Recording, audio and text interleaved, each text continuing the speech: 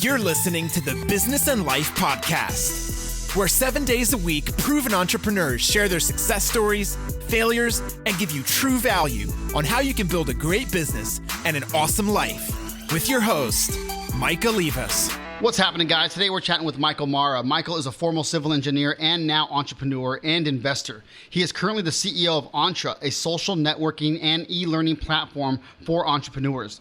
The community consists of over 15,000 plus entrepreneurs from all over the world. All right, Michael, welcome to the show.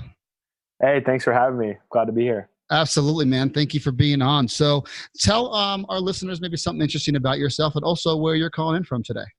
Yeah, so I'm from Pittsburgh. That's where I grew up, and I went to school in Ohio at Dayton, where I studied civil engineering, and then got into the crazy world of entrepreneurship, and kind of got caught by the bug, and that's what led me to what I'm doing now. So it's been a wild, like 5 years since I graduated and left the engineering world, but it's been great. Learned a lot about myself, a lot about business, and all sorts of things. Yeah.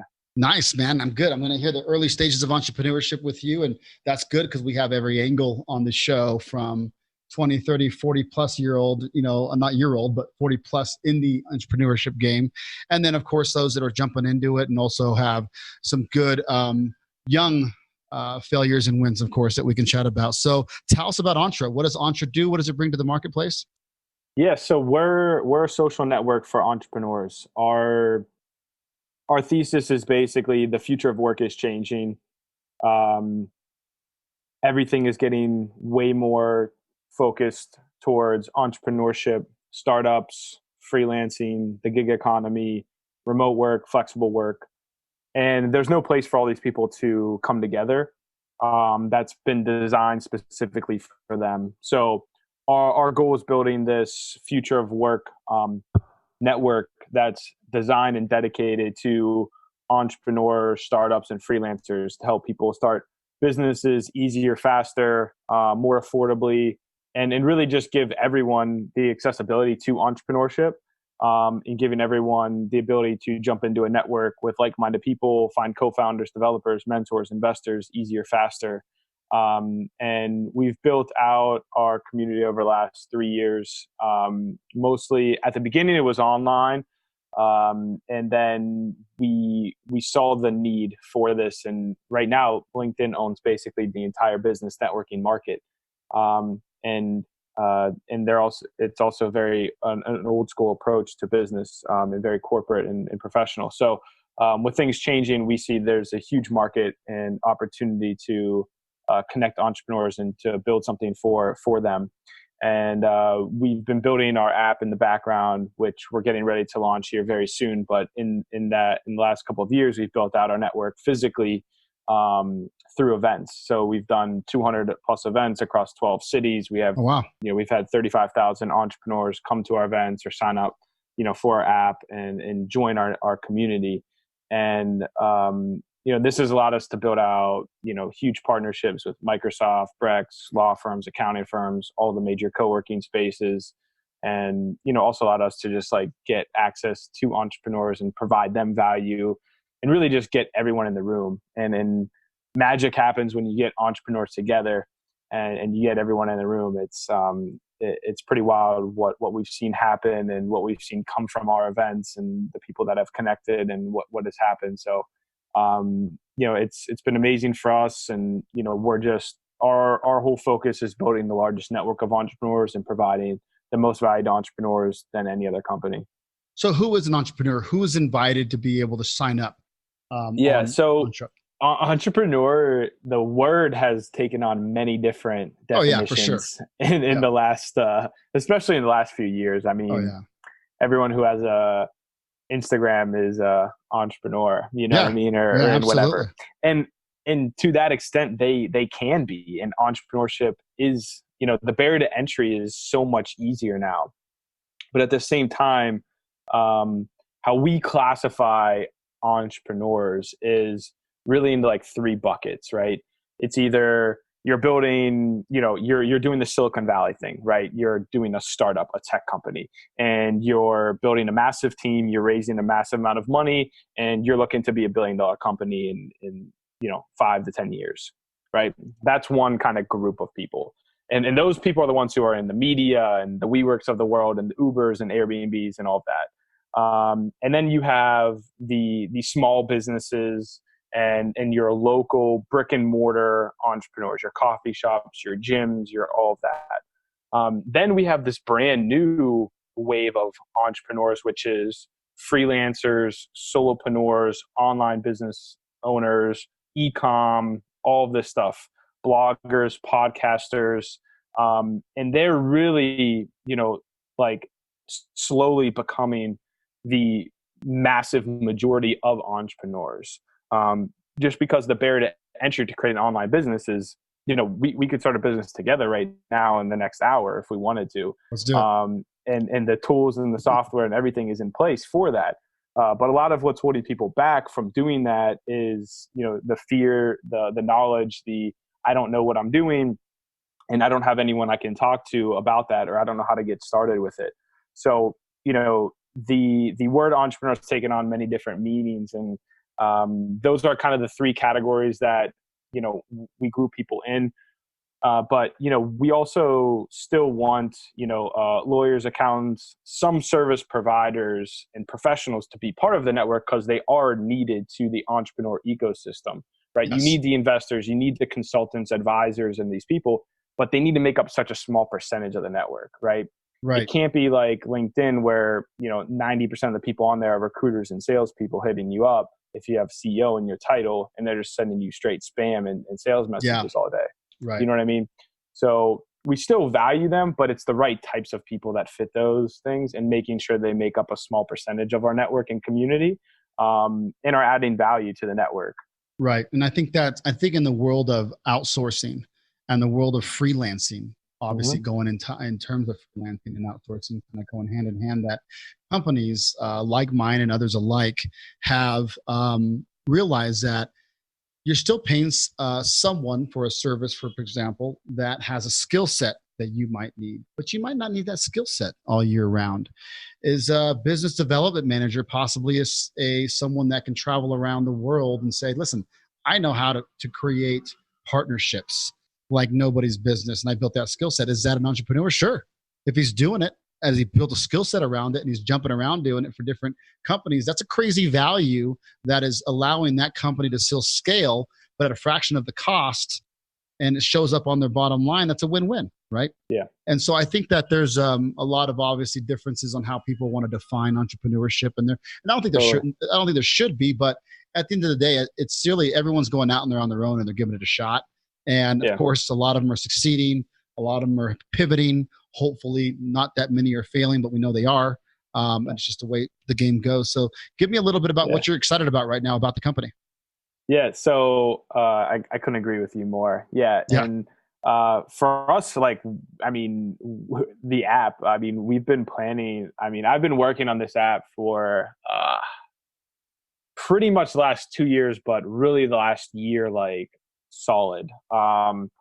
And we've just been, we've been learning so much from the entrepreneurs through our events. And the biggest thing is, how can we take the value that people get from not just coming to our events, but there's so many other entrepreneur startup tech events going on, right? Why are people physically going out to these, right? What are they looking to? Are they, why are they physically coming and paying money to come to events? Right. And then how can we translate that and put those same value propositions into an app that people can access from anywhere in the world for free? So that's what we're trying to break down. Right. And, we've narrowed it down to, a few different things. But right now, entrepreneurs are using all of these different platforms. Right. They're on Instagram, Twitter, LinkedIn, everything. And it's crazy because I've actually met the most amount of people on Instagram. And Instagram is it's not designed for business necessarily. No. It's not designed for, entrepreneurs at all. It's just something that or communal are really, it's something that people are really active on. So it's easy to use it as a business tool if you understand the purpose of using it as a tool rather than for entertainment and as a consumer. But the app is the biggest thing. We've put a lot of time and effort into this, and we think that we're solving a really big problem, and we think there's a lot of people looking for what we're building, and we're pumped. I mean, it's been a long time coming, and now with all the stuff going on too in the world and whatnot, it's like I think it's a good time to roll this out and help people connect digitally as well. What's happening, Life Nation? Michael Levis here. This is a time to do the right thing, not the profitable thing. I'm giving away COVID-19 business strategy sessions for free. I promise to give you my honest advice and coach you on a strategy that I feel would be best for the longevity of your business. I'm not asking you for your money, but in the interest of being able to help as many people as I can, I am asking you to be ready with your 1 to 2 specific questions so we can jump right into it. Go to michaellevis.com/coaching and simply schedule a call on my calendar. That's MIKEOLIVAS.com/coaching. What is your end game? And I know that might change, by the way, for Entre. Like, what are you trying to create in terms of the value in the marketplace? What is your end game goal and vision here for it? Yeah, there's a number of different things that are important to us. When I first started the company, education was really important, because when I left my engineering job and got into all this stuff, and I didn't have any additional streams of income when I was coming in. When I first left my job, I was just like, screw it, I'm doing this. Like, I lost my creativity with my engineering job, and I was like, I don't want to deal with this anymore, and I just want to do something else. And I wouldn't recommend that to anyone, but it put me in my place, and I had to figure it out. And the entrepreneurship education and business education was extremely important to me, because it took me a couple of years to learn how to actually start a company in the correct manner. Right. And it was literally just trial and error. So when I figured it out, I was like, oh, well, this actually isn't that hard to start a business. It's actually really, really easy to start a business. The hard part is going through all the ups and downs and being consistent and persistent, and being taking it day to day, and driving through all the ups and downs and building a long lasting company. That's really hard. But starting a business is really easy. So I wanted to help people start their businesses, right? And when I learned that, I wanted to help people with that first educational step. So entrepreneurship education is extremely important to us as a company. And we want to integrate that in with our platform, right. Not just education, but then also software. So what tools and what software are entrepreneurs using every single day, right? Why do I have 20 tabs open every day?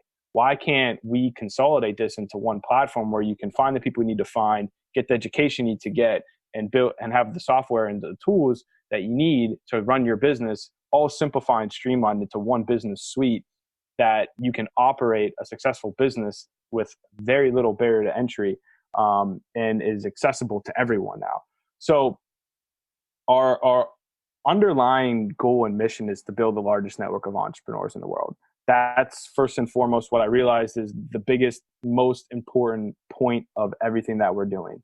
And there's nothing else that matters besides that, because when I started with education and courses and all of this, what I realized is no matter how much content I put out, no matter how good it is, I'm still going to have to market and advertise to get the entrepreneurs and the startups to come into and sign up for the membership or sign up and pay for the courses or whatever it may be.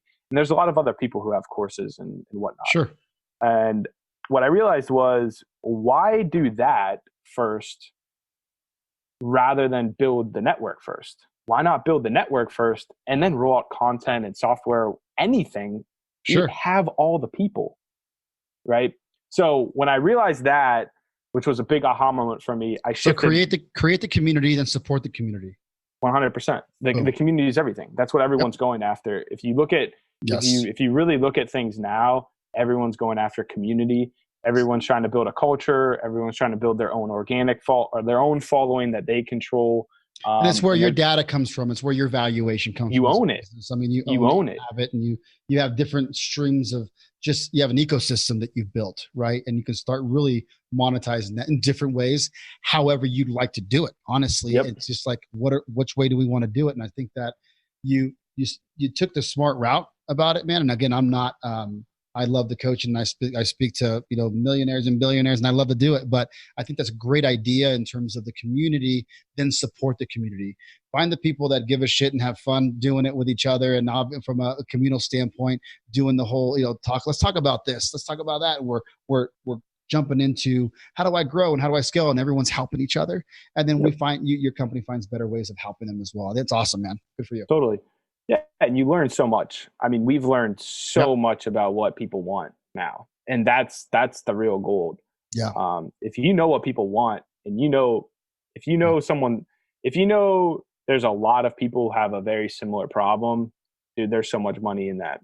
Yeah, that's right, man. Build a community around it, support them, get them excited about it. Exactly. The brand stuff can come, but really you're a brand or your platform. There's arguments on being both, or to my 2 cents is like, build a platform, let people come out, create their own brand within the platform like others are doing, right? And that's great. Be the engine, right? And that's a great way to do. That's awesome. So out of all of your successes now and failures in your entrepreneurship journey here, give me a give our listeners, I guess, one piece of parting advice that they can take with them and say, yes, this makes sense, that you would give to current and aspiring entrepreneurs. Yeah, I think if someone's starting out, and they're trying to start their business. So because there's 2 pieces of things here. If someone's listening and they're like trying to start, or they're just in the beginning stages, it's like, do not spend months and months writing a business plan or any of this stuff, right? You have some idea or some problem that you think you have a solution for. You need to validate that and talk to as many potential customers that you think would buy this or pay for it or join whatever it is that you're doing as humanly possible, and validate that idea as soon as you can. Yeah. Because you're going to do 2 things, right? You're going to either be right on track and your hypothesis is going to be correct, and you're going to be like, I've talked to 100 people and they all have the problem that I thought they did. Great. Now you can build that thing. If you talk to 100 people and like 10 of them have that, but 90% of them are like, they have a different problem. Now you've learned that your hypothesis was probably wrong, but you also learned their other problems. So then you can pivot. The biggest companies in the world change their business model all the time. Oh yeah. And startups pivot throughout the course of their product line, even raising millions and millions of dollars.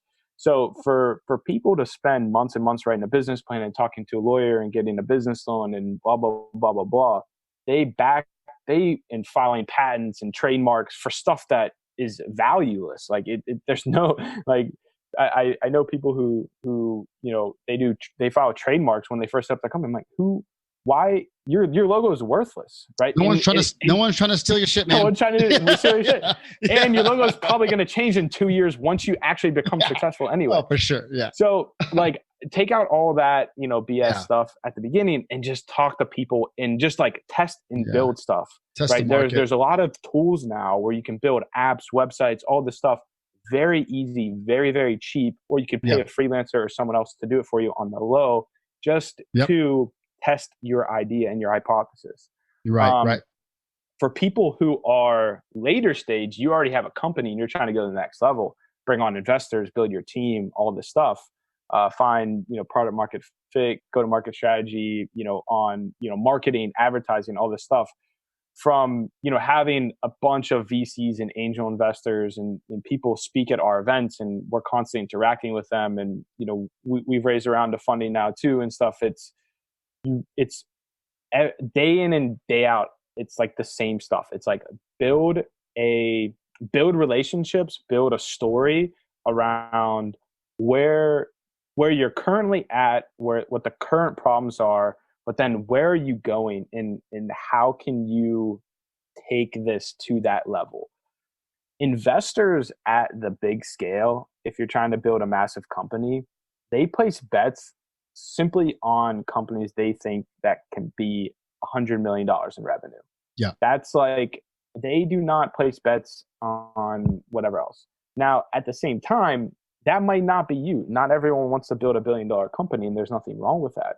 So I think a lot of people, especially in the valleys, spend way more time on trying to raise money than trying to make money. And I think that's a misconception with a lot of entrepreneurs, especially in the tech space, is they almost put raising money on a pedestal over the amount of money that they actually make. And I think if entrepreneurs would focus on trying to figure out anyway, even if you're building a nonprofit, figure out a way to create some type of business model that you can put $5 into and get 10 back. Yep. That's the game. How can you just start making even just some revenue, some sales, doing whatever, selling t-shirts, doing whatever, right? And it's the same thing with our events. Like at the beginning, I wasn't planning to do events. And then I realized, oh, well, we can actually kill two birds with one stone. We can build our network, make money at the same time, and build out our partnerships, and like build out our brand in all these cities and physically interact with people and make money at the same time and show revenue and show growth as we're building out the app. So there's so many different strategies, but I think like the biggest thing is just showing, like getting traction, right? Like figuring out if you can get people to do stuff, that's the game. Even if it's for free. If you can get people to do stuff for free, like look at Google, Facebook, Instagram, they're all free. All the biggest companies in the world, their service, their product is free basically. Yep. And they make the money through the advertising and the attention. Absolutely. The audience. Yeah, I think that definitely testing the marketplace, creating that validity, getting that momentum. Great advice. Where can people find you, Michael? Yeah, so Join Entre is the website. That's what we're on all social. And then if people want to, reach out to me, it's just michael@joinentre.com. We have right now, if people go to the website, there's a link to sign up for beta for the app. So they'll get first access and they can, be part of our early community. Okay. But yeah. Awesome. Well, thank you so much for dropping some knowledge with us today, and good luck to Entre. I hope you guys start killing it. I'm looking forward to seeing you guys on some big magazines very soon. I appreciate it, Mike. Thanks for having me, man. Life Nation, you got to remember that in order for things to change, you must change. And in order for things to get better, you must get better. You just got better by hanging out with me, Michael Libas, and the Business and Life Nation. So come back tomorrow because I'm here dropping sound bombs 7 days a week, baby. If you'd like to subscribe, please do, so you can take action and execute. See you tomorrow.